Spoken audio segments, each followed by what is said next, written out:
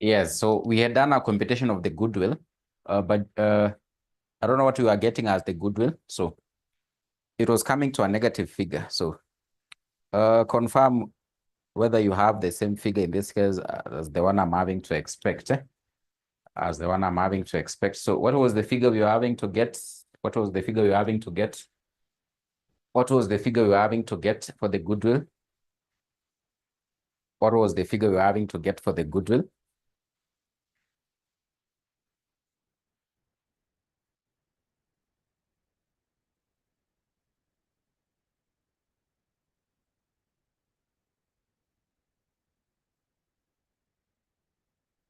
So I think you should have gotten a figure of, we got a figure of negative 20,100. And of course, you said that will actually end up having to be recognized as, so we got in this case a gain. We got a gain on bargain, a gain on a purchase bargain, a gain on purchase bargain, again on purchase bargain over 20,100. So this is the figure we should be having. This is the figure we should be having as per our previous class. So I want us now in this case, we look at a number of computations there. Of note number two, of course, not number one.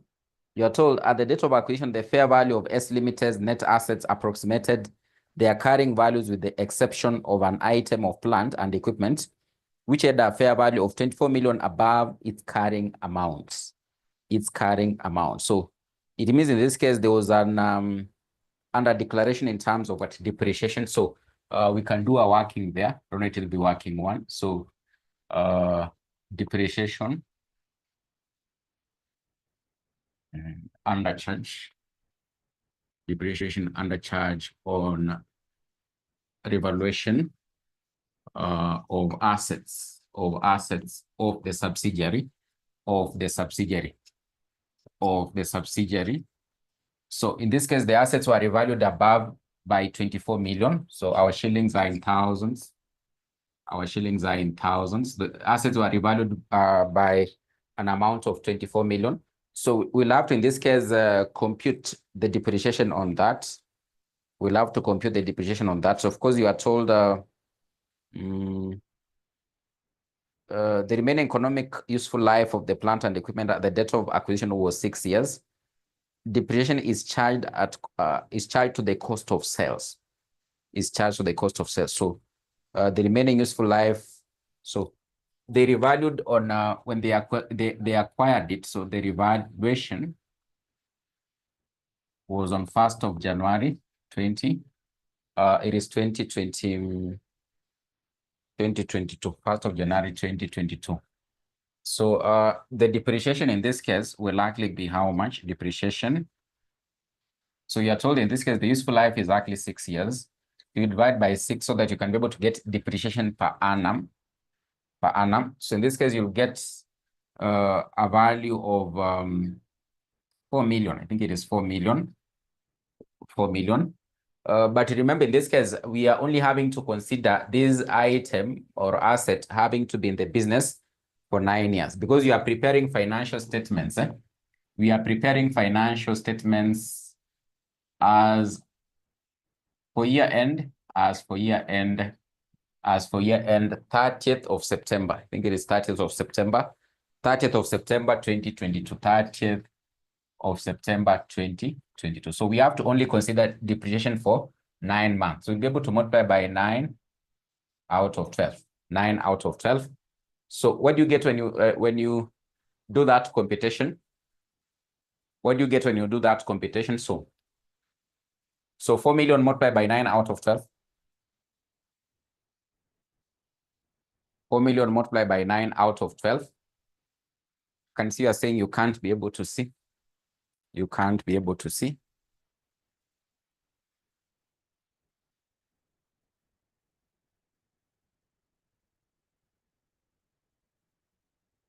What about there? Is it any better?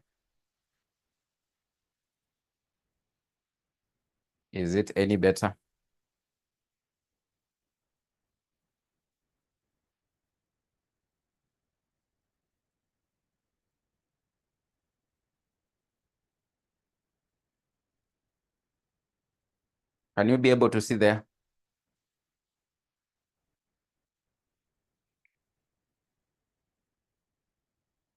Is it any better? Katha, I can see you're saying it's better. It is better. I wanted you to give me this depreciation for the 9 months. So that we can be able to know depreciation under charge. It is 3 million. It is exactly 3 million. It is in this case how much? 3 million. So it is equals to 3 million. 3 million.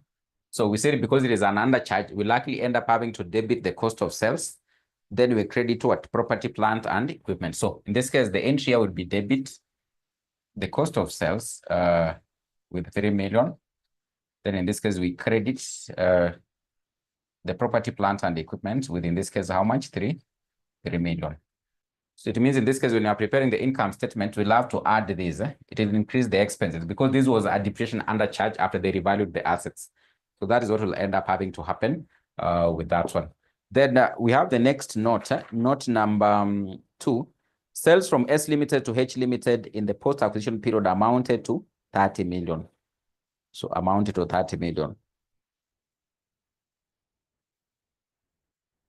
So sales from S Limited to H Limited. So we can have the next working. I don't know, it will be working too. So S Limited to H Limited.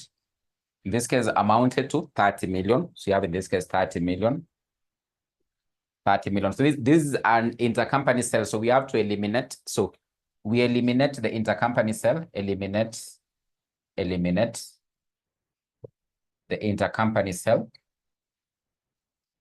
We eliminate the intercompany sale by having to, in this case, debit the sales. We likely debit the sales. So debit the sales account by 30 million. And we credit in this case what? The cost of sales. The cost of sales by 30 million. So it means in this case, when we'll be coming up with the income statement, we less 30 million from the sales. We less also 30 million from what? From the cost of sales. So that is what you have to remember. Then still on the same item, S Limited reported a gross profit margin of 25% on these sales. H Limited inventory includes a fifth of these goods as at 30th of September 2022. As at 30th of September 2022. So in this case, there is what you're calling what? Unrealized profit on closing inventory. Unrealized profit on closing inventory. So we'll compute the unrealized profits. So unrealized profits will compute the unrealized profits on closing inventory. Unrealized profit on closing inventory. So these items are fifth, they are still in the closing stock. So we have in this case a fifth multiplied by the 30 million.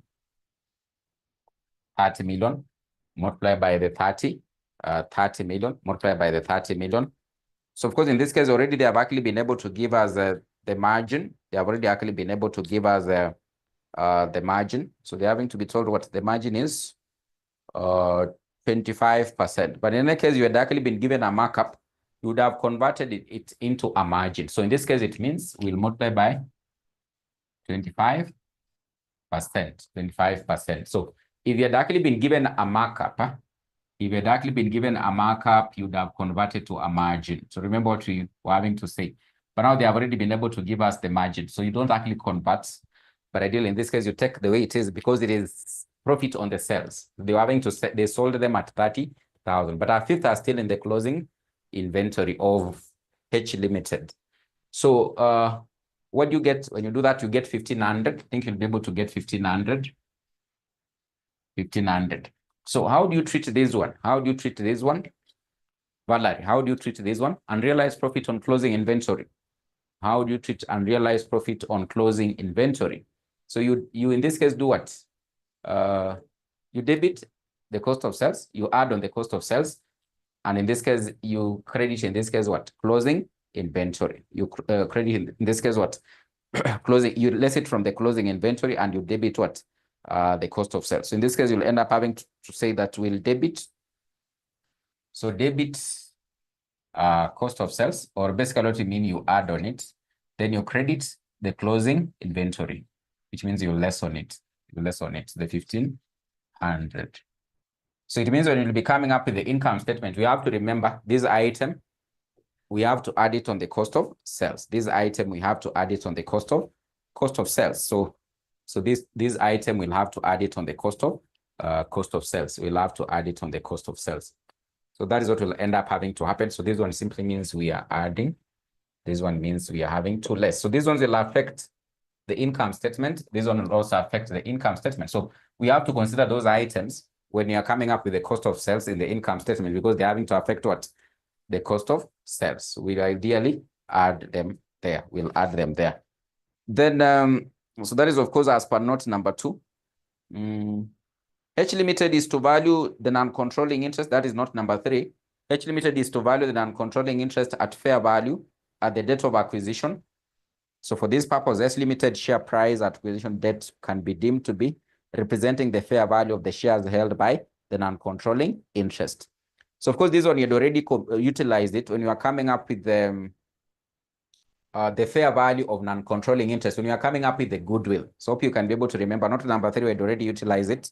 H limited investment income is dividend received from its investment in 40% owned associate, which it has held for several years. The associate reported a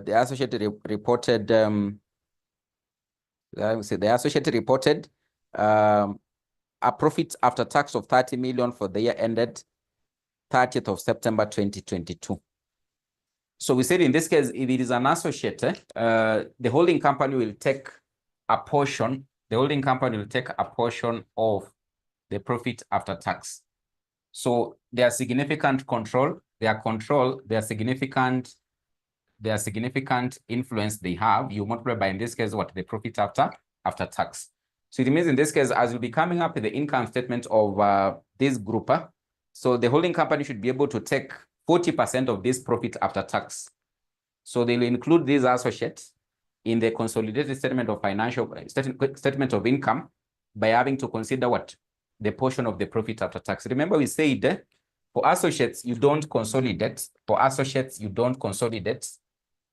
For associates, there's no consolidation you'll end up having to do. You don't add the assets of the holding company and the associate.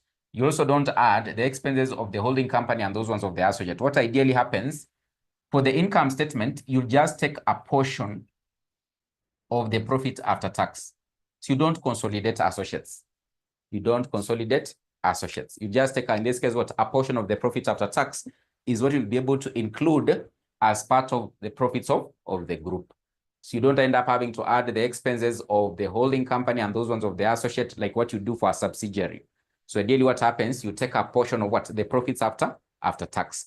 So it means since you've actually been told the profits after tax for this associate was 30 million, and of course the significant influence in this associate was 40%, we'll take 40% of these profits after tax. We'll be able to include them in the profits of the consolidated what? Income statement, in the profits of the consolidated income statement, the profits of the consolidated income statement.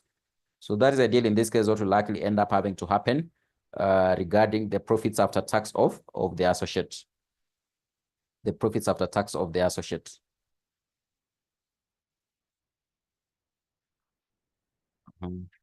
Then there is something you've actually been told there. H limited investment income is dividend received from its investment in a 40% owned associate. So of course you said in this case, when you talk about a dividend having to be received from an associate, so it's like in this case, what's an intercompany balance that you have to in this case do what? Eliminate. So if you look at the income statement of H limited, there is investment income of 6 million. Hope you can be able to see there's an investment income of 6 million. An investment income of 6 million. 6 million. It means in this case, this investment income was received as a dividends. Was received as a dividends from what? From the associate. And if you can be able to recall very well, if you are very keen, you've been frequently revising what you've actually been saying, we've been able to say that in this case, whenever the associate pays the holding company, in this case, what? Dividends, is like an intercompany balance that you have to do what? Eliminate. So it means this particular investment income won't actually end up having to consider it when we'll be preparing the consolidated income statement, because it is like an intercompany balance. Ideally, it means it is the associate having to pay this one. It's just like this scenario here. This one is selling to this one. So it means they're having to claim from each other. So you eliminate those what balances. Like in this case, we talk about what? Trade receivables and trade payables.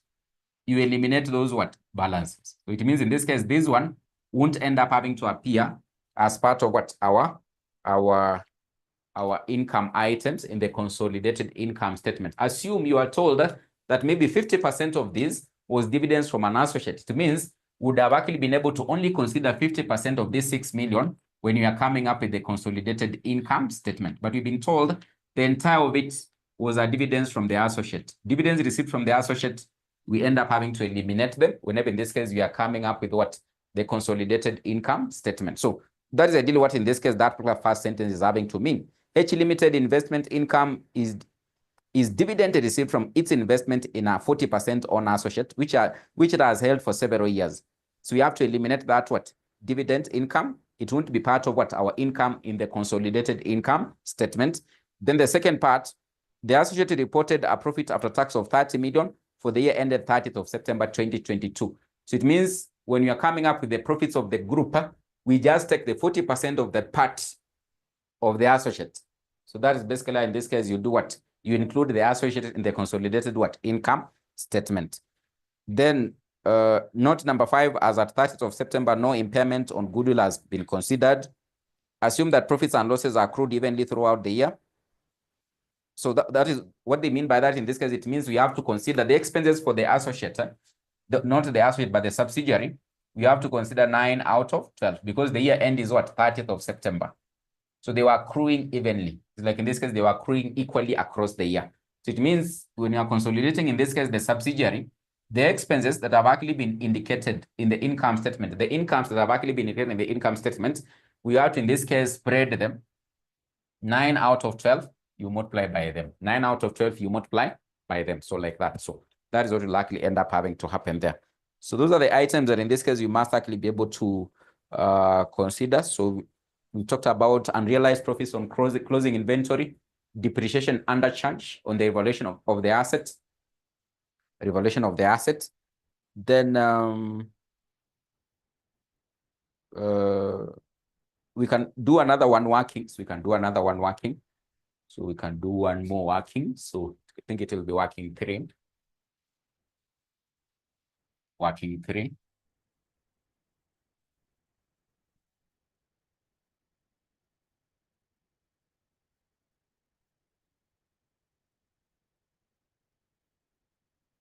Working 3. It will be working 3. So working 3. Working 3. I can see Ruth is asking, what do we do with the dividend? So we've said in this case, we eliminate. So we've said in this case, we eliminate. Hope you've understood there, Ruth. We eliminate that dividends. It is like an intercompany balance. We eliminate it. We eliminate it. And of course, you've been able to say, it's like having to say the 6,000. You've been given 6,000. The investment income was 6. The investment income was 6. If you look at the income statement of, in this case, what? The holding company. Hope you can be able to see that 6 million. There's an investment income of 6 million. So this investment income was a dividend from the associate. Dividends from the associate, you eliminate them. So it means you will less 6 million. So it means in this case, what we'll report as the income in the consolidated income statement, it will be 0. It will be 0. It will be 0. And I said in this case, let's assume they said 50% of this investment income was a dividend from the associate. You would have lessened 50% of this. So you would have taken 50% of this. You remain with 3 million. So it means only 3 million is what you would have considered as what? As investment income in the consolidated income statement. But since the entire of it was from the associate, it's like having to say 6 million minus 6 million. So you remain with 0. So it means we won't report any investment income in the consolidated income statement. Dividends from the associate, you end up having to eliminate them. It's like an intercompany balance. It's like in this case, the holding company having to claim from a member of the group. The holding company having to claim from a member of the group. So is like in this case, trade receivables, trade payables. You eliminate the intercompany balances. So same case happens here. You eliminate that what? Dividends. You eliminate that dividends. So there is one of the items there. There's one of the items there. So non-controlling interest share in the profits. But of course, that one you can actually be able to look at it. Let me not do it now. So I'll do it when now in this case we get at that particular point. I'll do it when we get at that particular point. So non-controlling interest share in the profits. Non-controlling interest share in the profits. We'll do it when we get there. So now in this case, we compare the group consolidated income statements to the group consolidated income statement. Income statements, the group consolidated income statement for year end. For year end ended 30th of September 2022. 30th of September 2022. So we can put our shillings in thousands. We can put our shillings in thousands like that. So most obviously in this case, we are going to start with revenue. We start with the revenue. We can start with the revenue. So revenue. So revenue in this case, we have for the holding company, which was 546,000. 546,000. We have in this case for the subsidiary, it was 420. 420,000. We multiply by what? 420,000 we multiply by what? 420,000 we multiply by? We multiply by what? 420,000 we multiply by 9 out of 12. Yes. We multiply by 9 out of 12. Then we do what? We less what? 546,000 plus 420,000 multiplied by 9 out of 12. Then we less 30. So we less 30. So there was an intercompany sale, 30,000. I think there's a 30,000 there that you'll have to less. You'll have to less. So I don't know what you get. What you get as the figure there. So in this case, you have the cost of sales. Cost of sales. So the cost of sales for the holding company, I think it is 378,000. So 378,000. So plus for the subsidiary it is 300,000. 300,000. So 300,000. You multiply by 9 out of 12. You less the intercompany sale of 30. But now the other adjustments you've made. So the unrealized profit on the closing stock, I think it was 3 million. 3 million or 1,500. 3 million or 1,500. Unrealized profit on the closing stock, it was actually 1,500. 1,500. It was 1,500. Depreciation under charge, it was 3 million. So you added the 3 million. You added the 3 million. And of course, you should be able to get the figure there. So what is the figure for revenue? What is the figure for revenue? The figure for revenue is, I can see the first one there, you're saying it is 831,000. 831,000. Then the cost of sales. So the cost of sales, we've taken those ones of the holding company, those ones of the subsidiary, but the subsidiary only existed for 9 months. So we take 9 out of 12, but you have to consider elimination of what? Of the intercompany sale of 30, depreciation under charge. Then of course, in this case, what? Unrealized profit on closing stock. So it comes to 577. So 577,000. So 577,000. So you can be able to get the difference so that in this case, you can be able to know what is the gross profit. What is the gross profit there?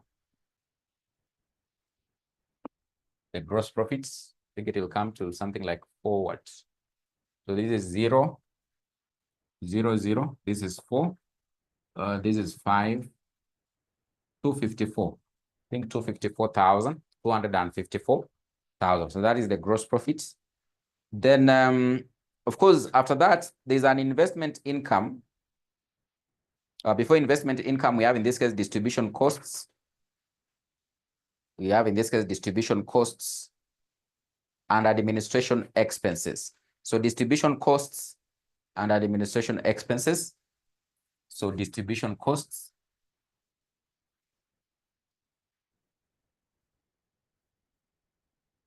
Distribution costs, those ones of the holding company is actually in this case 36 million. 36 million. So we'll say in this case 36 million plus 9 out of 12 multiplied by those ones of the subsidiary, which are in this case 24 million.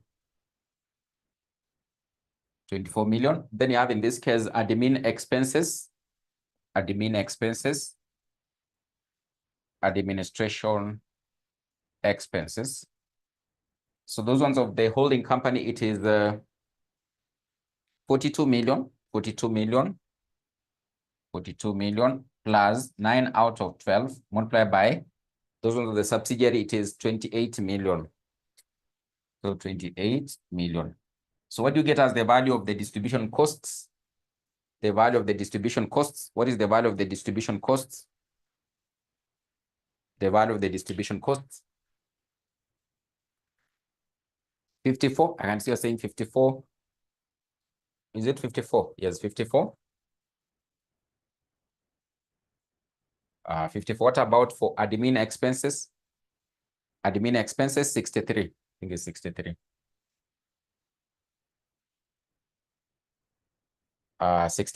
63. So with that, you'll be able to get profit from operations. So profit from operations. So you can do the reduction so that you can get what is the profit from operations. Profit from operations.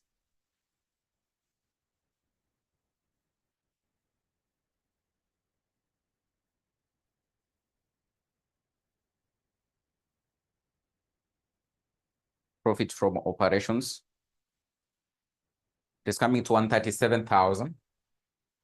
137,000. Then after that, we have investment income. We have said we won't actually be able to consider it. Investment income, we said in this case, we won't end up having to consider it. We won't end up having to consider it. So because now in this case, we'll say 6 million minus 6 million. So we'll have to, in this case, eliminate.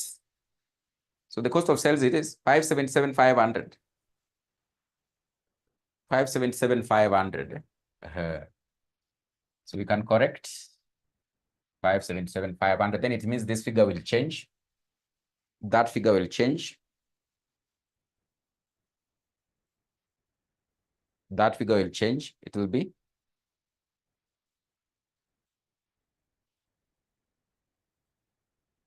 253,500. So 253,500. You can correct 253,500. It means also this one will change. This one will change. 136,500. So we are lessing 500 throughout. 136,500. 136,500. 136,500. So I think that is what will happen. So we're having to say in this case for the investment income, we won't consider because you said it was a dividend from what? From an associate, which we will eliminate. So we can't end up having to put it there. We can't end up having to put it there. So we can, in this case, consider the finance cost. So the finance cost, we can, in this case, consider the finance cost. Finance cost.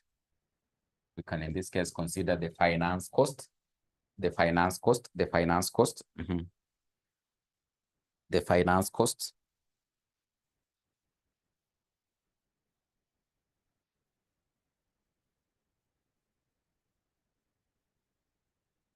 We can, in this case, consider the finance cost.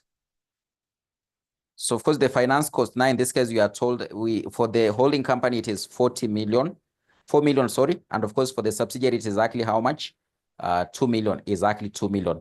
But if you look at, in this case, the introductory paragraph to that question, just look at the introductory paragraph to that question.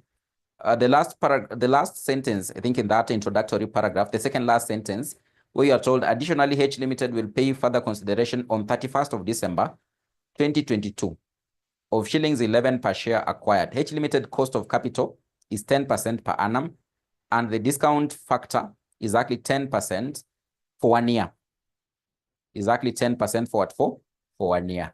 So in this case, we'll likely end up having to compute interest on the deferred amount. So we'll compute in this case interest on the deferred amount. Interest on the deferred amount at 10%. It will likely be at 10%. So H limited cost of capital is 10% per annum. So this amount will likely be paid after a year. After a year. So after having been able, we need to be able to, in this case, consider what will be the cost they'll end up having to incur if they pay after what? After a year. So the interest on the deferred amount that is paid after a year. So of course, you had already determined the deferred amount. It was coming to how much? We had done the computation when we are coming up with the goodwill. It was coming to an amount of how much? Interest on the deferred amount was coming to an amount of how much? The deferred amount, actually, sorry, it was coming to 32 million. 32 million. It was 32 million. 32 million. So of course, now in this case, you are told the interest is actually what? At 10%. Exactly at 10%. It was actually in this case 32 million. So in this case, it will be 32 million multiplied by 10%. But remember, this interest won't actually be for the entire year, so you have to multiply by 9 out of 12. Because in this case, we're only having to count up to September. But of course, the amount will be paid after a year. But of course, now in this case, there's that what? The cost of raising that capital. There's that interest on raising of this particular amount to pay after a year. So they will incur that interest, and of course, it will be 32 million multiplied by 10% by 9 out of 12. You'll get how much in this case? You'll get a figure of, is it 2,400? 2,400. So 2,400,000. 2,400,000. And of course, this having to be an interest, it will be part of the finance cost here. So you'll have to add it here. You'll have to add it here. So it means in this case, for the finance cost, we'll be able to take. So for the holding company, it is actually in this case 4 million. It is actually in this case 4 million plus that one of the subsidiary, which is actually in this case 2 million, which is actually 2 million. But you have to multiply by 9 out of 12. Then we add that one, which is actually 2,400. So the interest on the deferred amount to be paid after a year. The interest on the deferred amount to be paid after a year. So what are you having to get when you do the computation? What do you get in this case when you do the computation there? So for the finance cost, you get 7.9. You get in this case 7.9 million. So 7.9 million. 7.9 million. But there's something in this case, maybe before you put this one, there's another entry you're supposed to make here. Remember, there was in this case what? A gain on purchase. A gain on purchase of what? Of the subsidiary. You can be able to put it here. So we need to consider the incomes first before looking at the expenses. So of course, in this case, we can be able to put it here. So just put it here. The gain on purchase bargain. So gain on purchase bargain. Gain on purchase bargain. Gain on purchase bargain is what we got when we were computing the goodwill. So what they were able to get as a benefit, it was actually 2,100. It was actually 2,100. Then in this case, we can now in this case consider the finance costs. Finance cost, which in this case you've been able to say you can be able to compute it. You take the 4 million plus 9 out of 12, multiply in this case by that amount of the subsidiary, which is actually 2 million. So 2 million. Then we add in this case that one, 2.4 million. So get in this case 7 million. So the finance cost will likely end up having to deduct. So remember, this gain on purchase bargain is what we got in this case when we were computing the goodwill. So it was a negative. And of course, I told you in this case, it will appear here as part of the incomes that will arise on consolidation, as part of the incomes that will arise on consolidation. Then, of course, you have the gain on purchase. We have in this case finance cost. We have in this case finance cost. I think those are the only ones. Those are the only ones. So in this case, what do you get as the profit? What do you get as the profit before tax? The profits before tax. It says get the profit before tax. Profit before tax. The profit before tax, 148,700. You get 148,700. So 148,700. You get 148,700. Okay. 148,700. 148,700. Is there income tax? Can check whether there is income tax.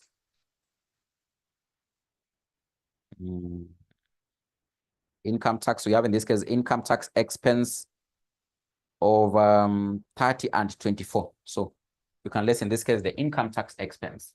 Income tax expense. I don't know whether you're able to see there. You can't be able to see there. You can't be able to see there. So we have in this case income tax expense. Income tax expense.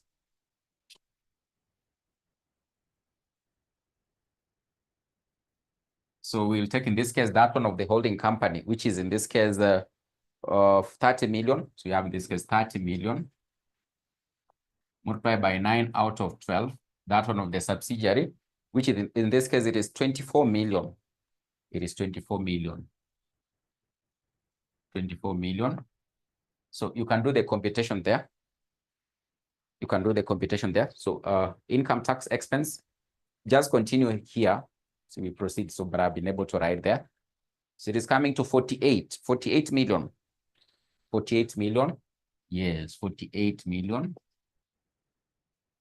So what do you get as the part profit after tax? What do you get as the profit after tax?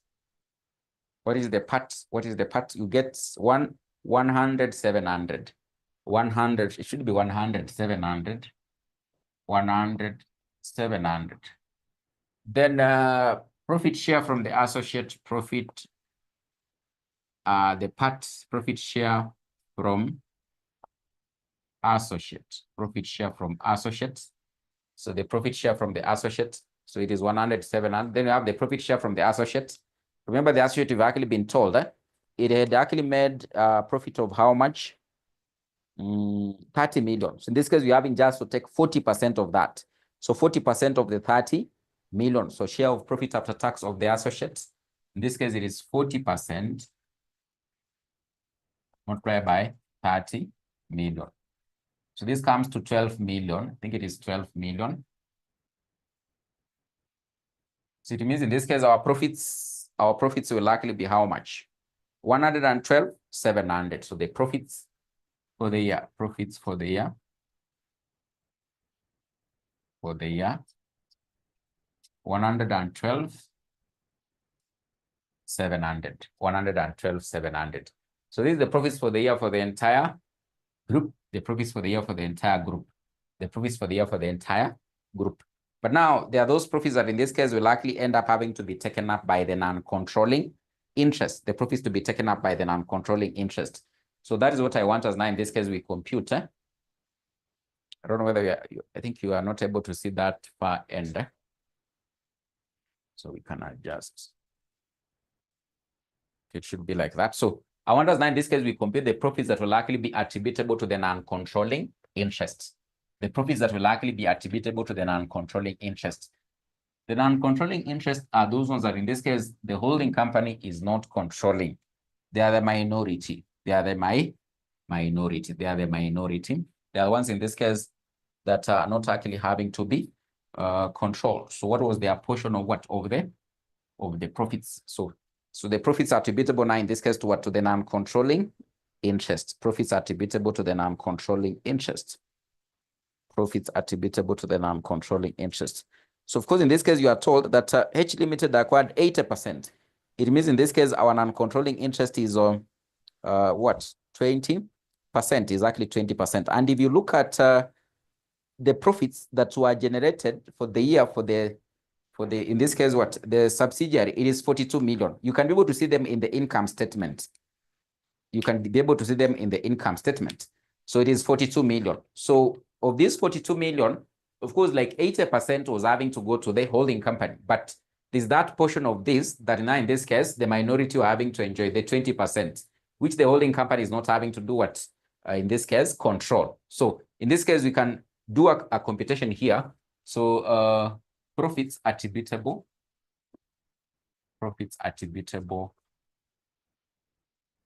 to the non-controlling interest. So the profits attributable to the non-controlling interest. So that in this case, you can be able to apportion here and see which were the profits having to go to the NCI and which were the profits that actually ended up having to go to the holding company, to the holding company. So of course, you have now in this case, what are the profits for the year? Profits for the year. We have the profits for the year. So the profits for the year in this case generated, it was in this case how much? It was in this case how much? 42 million. That is what you can be able to see in the income statement of the subsidiary. It is 42 million. But of course, these are profits for the entire year. Remember, the holding company was actually acquired this subsidiary for only how many months? 9 months. So for only 9 months. And of course, you're having to consolidate the income statements for the 9 months. It means in this case, the profits for the year attributed to the non-controlling interest, you should be able to apportion. So it will be 42 million multiplied by 9 out of 12. So you'll be able to get, I think you'll be able to get a figure there. The profits for the year from the subsidiary, it is 42 million multiplied by 9 out of 12. I don't know what you're having to get there. So what do you get? 31,500. You get 31,500. But always in this case, what you have to consider, it is how are these profits actually affected during the post-acquisition period? How are these profits actually affected during the post-acquisition period? So for example, there's a computation we've actually been able to do regarding unrealized profits. Regarding what? Unrealized profits. Regarding unrealized profits. So that is under what? There's a working we've actually been able to do, whereby you are told sale from S Limited to H Limited in the post-acquisition period amounted to 30 million. S Limited reported a gross profit margin of 25% on these sales.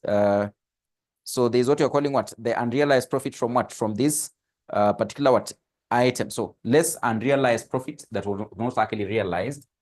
Less unrealized profits.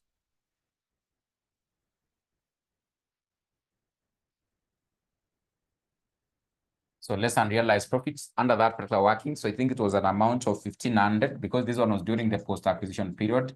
Still the same case, there was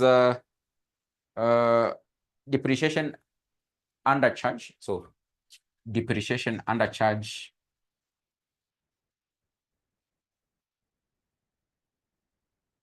Depreciation under charge, which we got in this case 3 million. So we less it. Then of course, now in this case, we can be able to get the adjusted profits. Adjusted profits for the subsidiary. You can get the adjusted profits for the subsidiary. So this is 27 million. So this is 27 million. But now in this case, we are only having to consider 20% of this. So to the non-controlling interest, it means it will likely be in this case be what? 20% multiplied by 27 million. Remember, these are the adjusted profits for the what? For the subsidiary. But entire of these profits won't actually go to the holding company. So part of them will likely end up having to go to, in this case, what? The other non-controlling interest. Remember, the holding company is only controlling 80%. So NCI, the minority shareholders, will also get a portion of these profits in the subsidiary. So they'll get 20% of it. So in this case, that actually comes to 5.4. So 5,400,000. 5,400,000. So it means when you're having to, in this case, apportion these profits for the group, so to the non-controlling interest, they'll likely be able to take a portion of 5,400,000. Then to the holding company, to the parent company, it means out of these profits, they'll be able to enjoy the difference, which now comes to how much? So 112,700 minus 5,400. Minus 5,400. So I adjust the camera.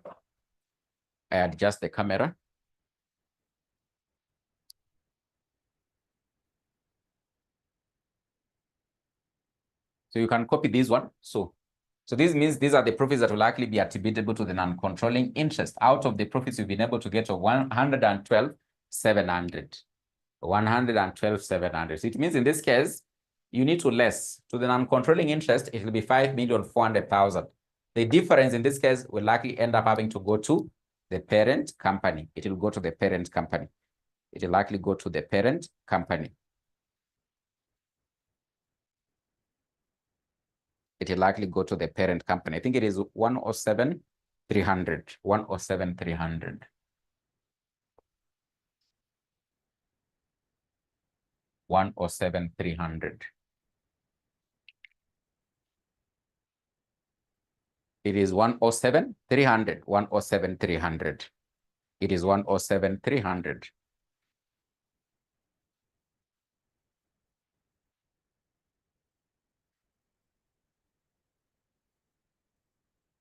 So that is what will likely end up having to go to the parent company.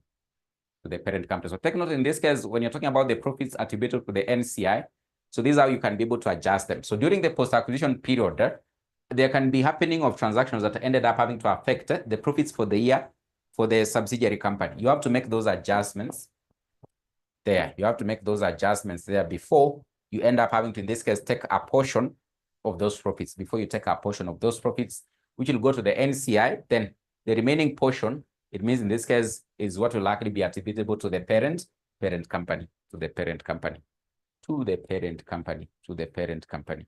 So it means these profits of 5, these ones don't belong to the holding company. It's like in this case, having to say, assuming they distribute all the profits as dividends. It means if they distribute all the profits as dividends, the holders of 20% will get 5.4 million. The parent company will enjoy 107,300, assuming they distribute all the profits as dividends. So in this case, the minority shareholders in the subsidiary company will get 5.4 million out of the consolidated income statement what profits. While in this case, the parent company will get 107,300. 107,300. So that is how in this case you end up having to come up with what's the profits to the NCI and the profits to the parent company. The profits to the parent company. The profits to the parent company.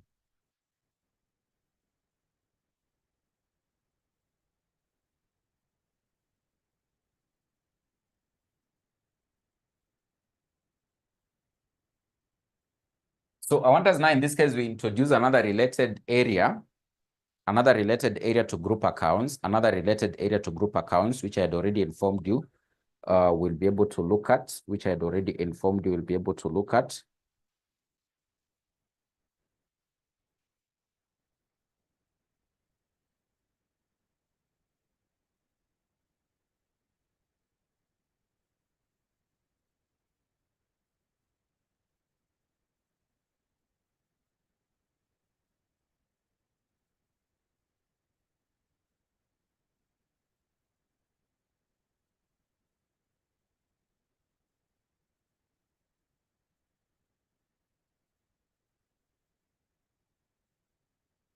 So it is known as group cash flow statements. So group cash flow statements.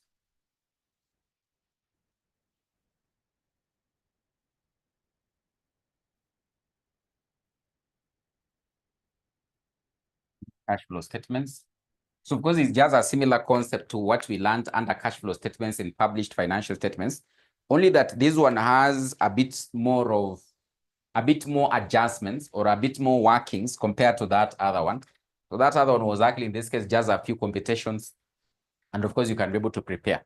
So the format just remains the same with just a few additional adjustments in terms of what's the presentation. So most of those adjustments are having to relate to, for example, the associate, or maybe in this case, the subsidiary, or maybe the joint venture.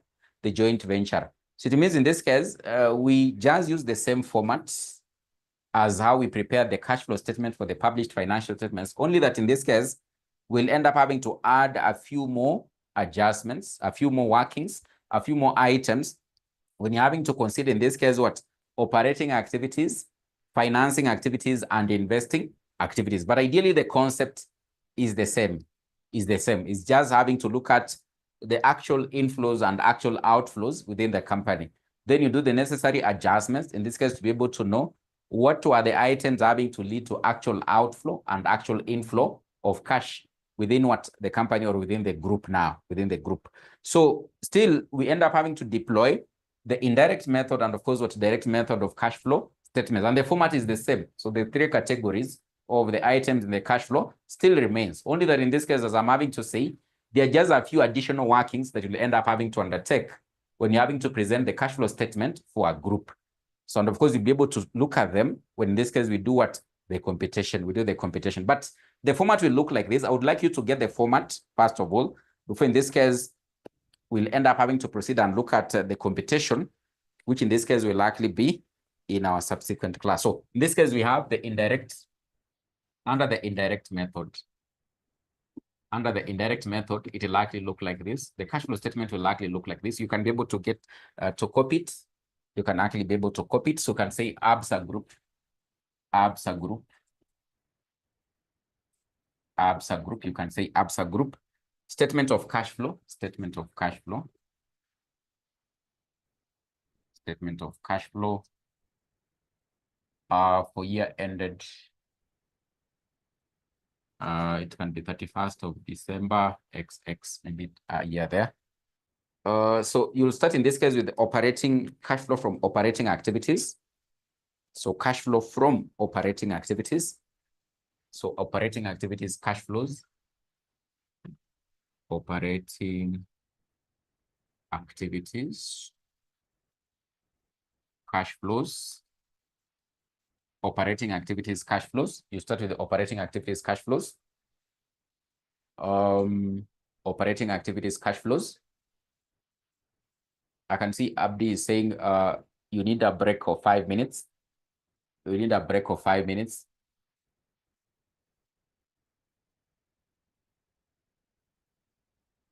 So you can have a break of 5 minutes. You can have a break of 5 minutes.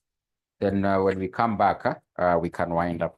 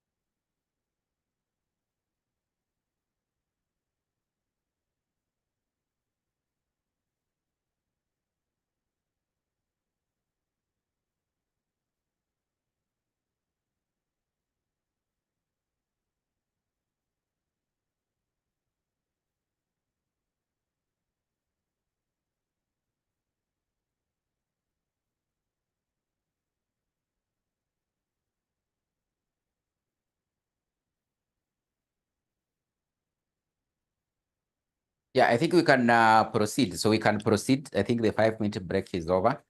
I can see Chris is saying even as Catholics are fasting. So it is 40 days to Easter, or how many days to Easter?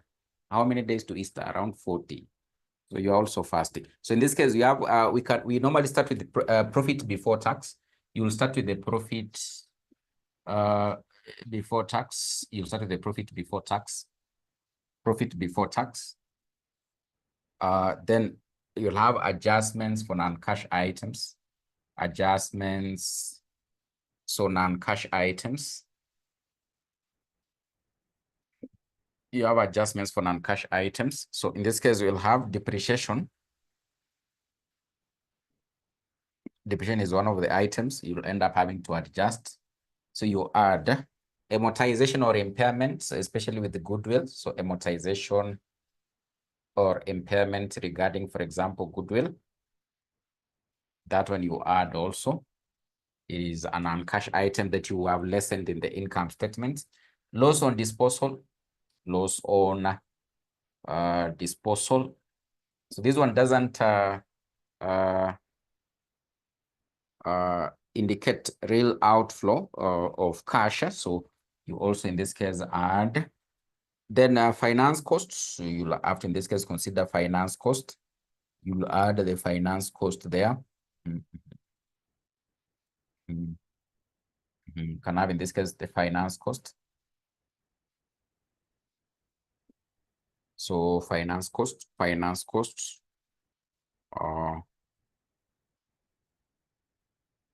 consider the finance cost. So finance cost will be there. Then in this case, we have gain on disposals. Gain on disposals now you less. Gain on disposals, you less. Gain on disposals, you less. You can continue, just continue.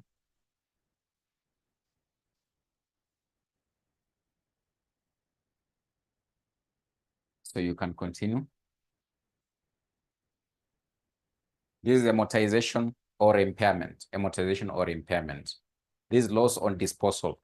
This is finance cost. This is gain on disposal. Gain on disposals, you now in this case less, you less. Then you can continue, just continue with the same table.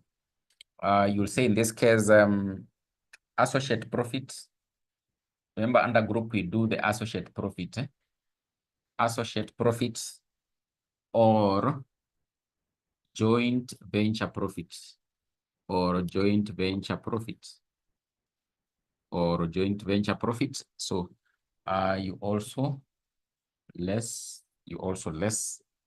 Then investment income, investment income stroke dividends. So majorly there'll be items such as dividends. You also less. So you'll be able to get the final figure from adjustments for non-cash items. Then you'll consider the changes in working capital. Changes in working capital. You'll consider the changes in working capital. So increase or decrease in inventory. There can be increase or decrease in inventory. Increase or decrease in inventory. So increase or let it just be like that. Increase or decrease in inventory. So if it is an increase, you likely end up having to less. If it is a decrease, you likely end up having to add. Then you can have increase or decrease in trade receivables. So in trade receivables, in receivables, increase or decrease. The treatment will be the same because they are all current assets. They are all current assets. So decrease or increase in payables. decrease or increase in payables. So then you likely end up having to, so you'll likely add in this case. And of course, if it is an increase, you likely end up having to less. You likely less like that. You likely less like that. So you'll get in this case the gross cash flows. Gross cash flows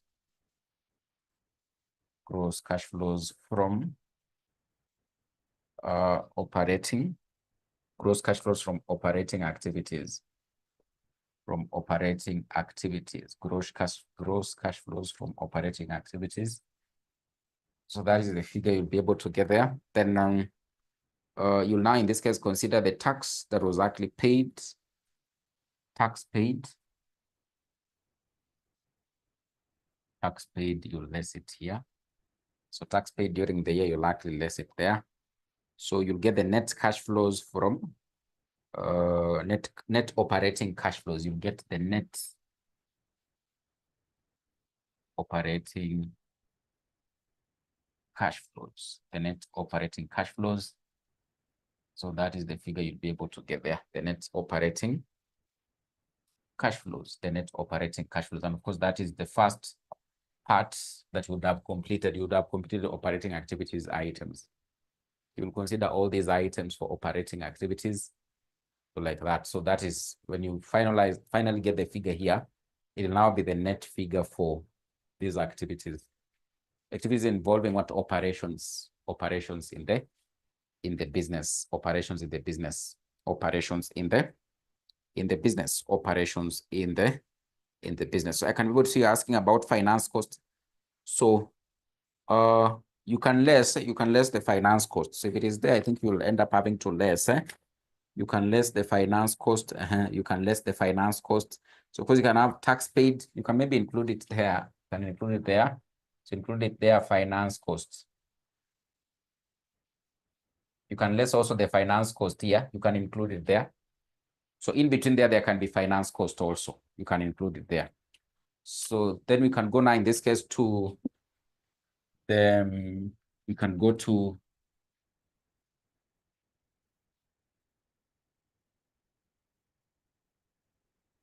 now in this case to the investing activities, cash flows. Investing activities, cash flows. Investing activities, cash flows. So we're gonna have cash proceeds from disposals, proceeds from disposals. From maybe you sold some items, some assets. So those were disposals. So they gave you some cash. So you consider that. Dividends or interest or investment income received. Dividends or interest or any other investment income. Any other investment income that was actually received. You likely end up having to add it there. Then disposal of subsidiary. Net disposal of subsidiary. There was a disposal of a subsidiary. So you sold a subsidiary and you are paid. So that was a sale of an investment activity, an investment item. Acquisition of a subsidiary, you paid money to acquire a subsidiary, acquisition of a subsidiary. So now that is an outflow. It's like that what you're having to say, the purchase consideration. So you paid it. It means that was an outflow from the holding company. Purchase of non-current assets. Non-current assets, purchase of non-current assets. So you less it. So you'll be able to get net cash flows from investing activities, net cash flows from investing activities.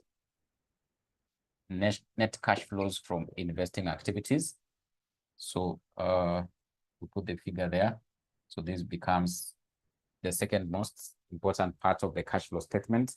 So that is like part B. That is like part B. Then we can go now in this case to the final one, which is financing activities. So financing activities.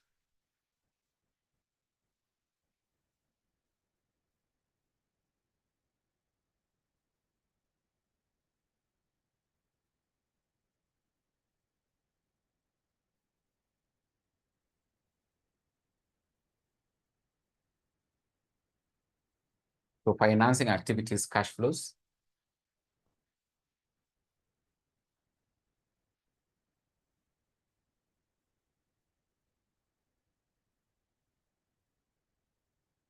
Financing activities cash flows. So we'll have in this case cash received from issue of shares.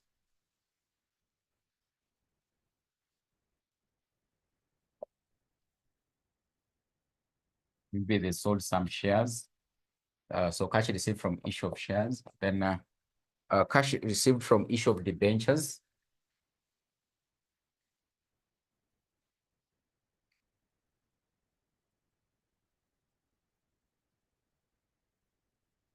Cash from issue of debentures, cash from debenture issues.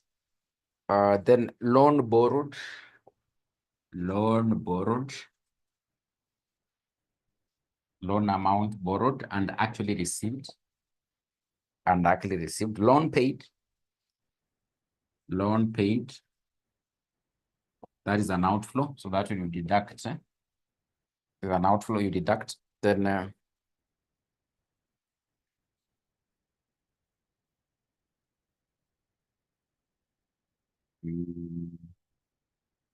lease payments, can in this case put lease payments. Lease payments, so you'll put it here. Lease payments, you can put it there. Lease payments, you can put it there. So you'll get the net cash flows from financing activities. You get the net cash flows from financing activities, net cash flows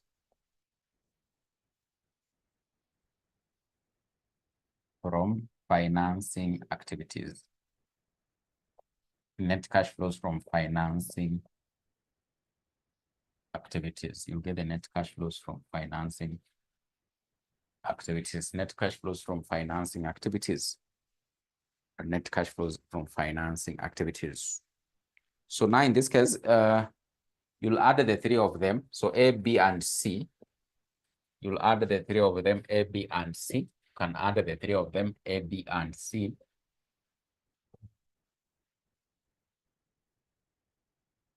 You get the cash and cash equivalents during the year. So the cash and cash equivalents. Cash and cash equivalents. So in this case, it will be A plus the figure for B plus C. You'll be able to get a figure like that. You'll be able to get a figure like that. Then you'll add the cash balance brought down. So add cash balance brought down at the start of the year. These are the start.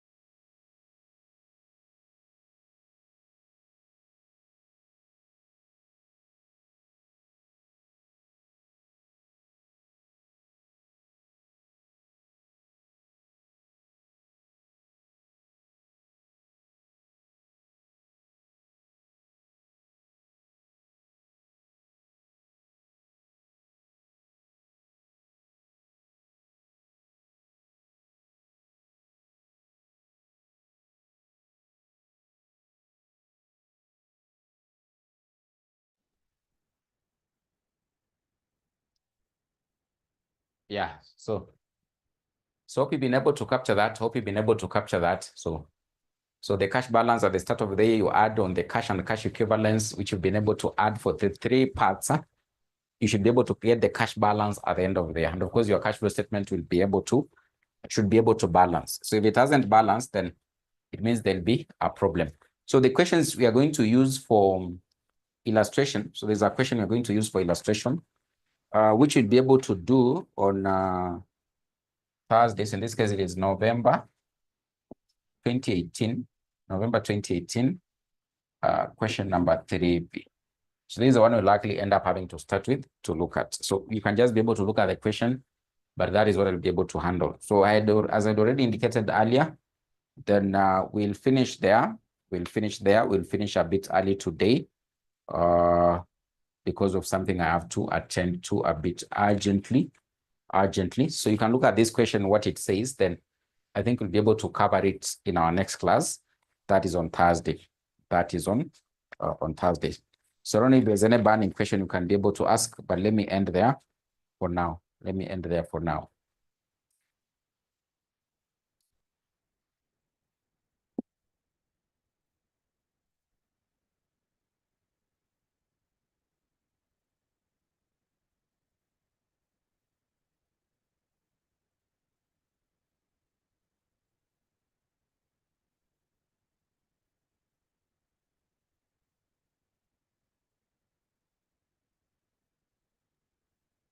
So Monty says we lost me, but I hope the most important thing, have you been able to capture this? You need to tell me whether you've been able to capture this because I want to end the class. Have you been able to capture this? Then I've been able to say this is the illustration you'll be able to look at on Thursday. The second line on the last part, cash balance brought down. This one, cash balance brought down at the start. It is the cash balance brought down at the start. The cash balance brought down at the start. Cash balance brought down at the start. Cash balance brought down at the start. So that is the balance at the start. So cash balance.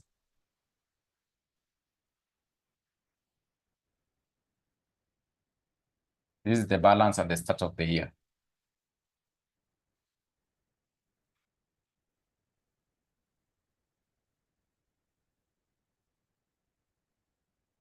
And this is the cash balance carried down.